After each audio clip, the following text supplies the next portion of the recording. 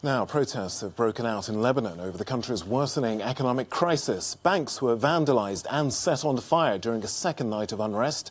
The Lebanese pound was already in trouble before COVID-19, but the pandemic has made things worse. The currency lost 50% of its value in the last 6 months, and banks have put limits on cash withdrawals. Lebanon has also been in lockdown for over a month, fueling tensions.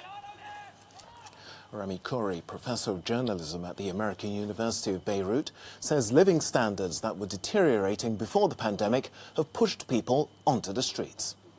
It's worsened because of the convergence of 3 or 4 trends that had been going on for essentially the last 6 months in their most acute form, with demonstrations and economic collapse, but going back probably 8-10 years and the economic deterioration. And the real basic problem is that a majority of Lebanese, nobody knows the exact figure, 55, 65, 75%, are sinking into poverty, right on the border of poverty. They can't make ends meet very well. About 60-70% of Lebanese need aid, financial aid of some sort, humanitarian aid.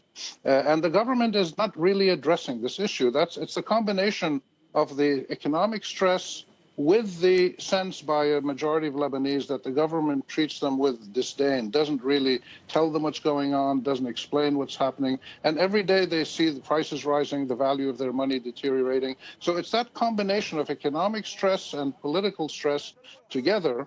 And they realize that the old system that created this problem can't solve it. And they just don't know what to do other than to go to the streets.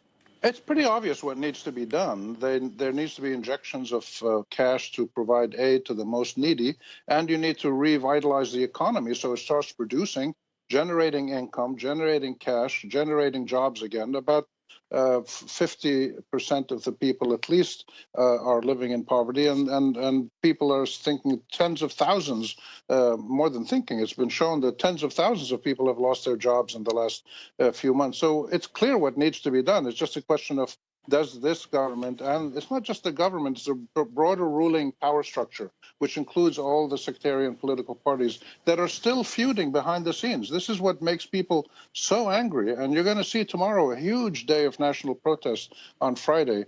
People have called for a May 1 massive demonstration.